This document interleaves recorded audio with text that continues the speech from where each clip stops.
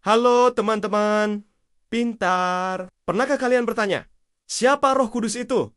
Dan apa perannya dalam hidup kita? Seringkali kita menganggap Roh Kudus sebagai energi atau kekuatan abstrak. Tapi sesungguhnya, dia adalah pribadi yang hidup, yang bekerja dalam sejarah, dalam gereja, dan dalam hati kita. Yuk, kita telusuri perjalanan pneumatologi dari Alkitab. Konsili awal, teologi abad pertengahan, reformasi, hingga refleksi kontemporer. 1.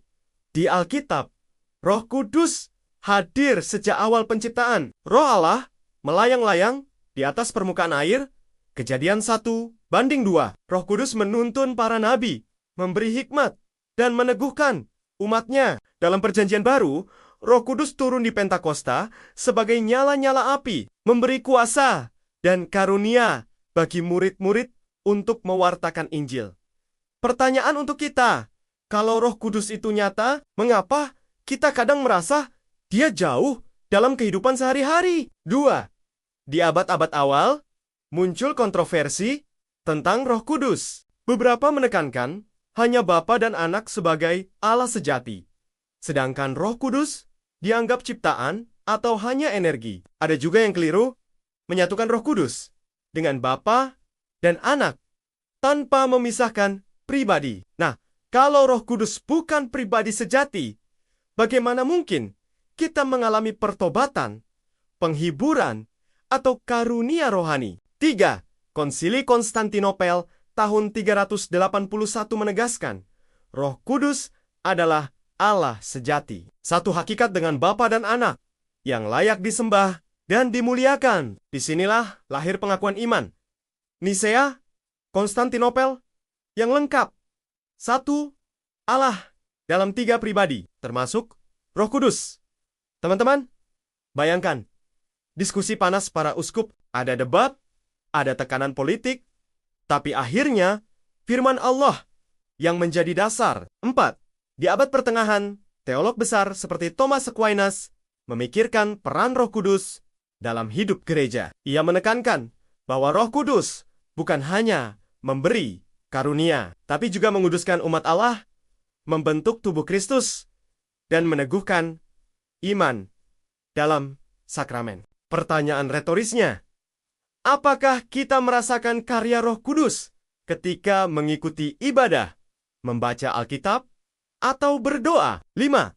Di era reformasi, Calvin menekankan bahwa Roh Kudus adalah pengajar sejati yang membawa kita kepada pengenalan akan Kristus. Tanpa Roh Kudus, kita tidak bisa memahami firman Allah dan iman kita tetap mati. Luther juga menegaskan bahwa Roh Kudus bekerja melalui Injil, bukan melalui tradisi manusia. Coba pikirkan teman-teman, apakah kita masih bergantung pada kemampuan sendiri atau membiarkan Roh Kudus memimpin hidup kita? 6.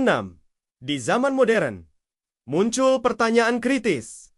Apakah Roh Kudus hanya simbol pengalaman religius? Teolog seperti Schleiermacher melihat Roh Kudus sebagai kesadaran pengalaman religius, sementara Ritchie menekankan nilai etis karyanya. Pertanyaan untuk kita, apakah cukup hanya merasakan pengalaman rohani tanpa firman sebagai dasar? 7. Di abad 20, refleksi pneumatologi makin mendalam. Karl Barth menekankan Roh Kudus sebagai yang mengungkapkan Kristus, penuntun kita kepada Allah. Moltmann menekankan Roh Kudus sebagai sumber kehidupan baru dan pengharapan di tengah penderitaan. Hodge dan teolog reform lain menekankan bahwa karunia Roh Kudus selalu berorientasi pada kemuliaan Kristus, bukan pada manusia. Menarik bukan? Roh Kudus bukan sekadar pengalaman emosional, tapi pribadi yang mengarahkan iman kita kepada kebenaran Allah. 8. Di berbagai konteks budaya, pneumatologi mendapat wajah lokal. Di Asia, Roh Kudus menuntun orang percaya dalam komunitas dan pelayanan. Di Afrika, Roh Kudus bekerja melalui sukacita dan pemulihan komunitas. Di Amerika Latin, Roh Kudus menjadi sumber keberanian menghadapi penindasan. Pertanyaan retorisnya, bagaimana Roh Kudus menuntun hidupmu di kampung halamanmu? 9. Di era kontemporer, pneumatologi menghadapi tantangan baru, pluralisme, feminisme, ekoteologi, dan digital teologi. Roh Kudus tetap pribadi yang aktif, membimbing gereja dalam kasih, kebenaran, dan pengharapan. Dan jangan lupa pertanyaan menarik, apakah Roh Kudus bisa bekerja melalui teknologi, media sosial, dan komunikasi digital? 10. Akhirnya, dari Alkitab sampai refleksi abad 21, dari konsili hingga pengalaman kontemporer. Pneumatologi menunjukkan satu hal. Roh Kudus adalah Allah sejati, pribadi yang menguduskan, memberi karunia, menuntun kepada kebenaran, dan menguatkan umat Allah.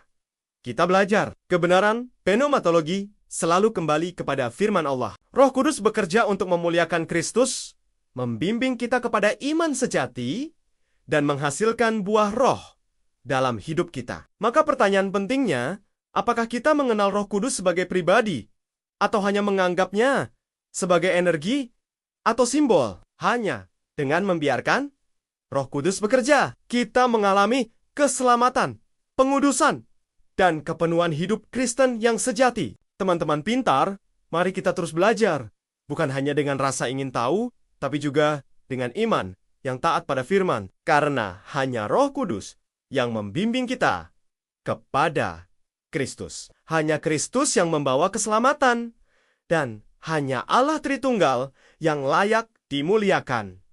Sampai jumpa di video berikutnya. Tetaplah berpikir kritis, tapi berdiri teguh pada kebenaran Injil. Soli Deo Gloria.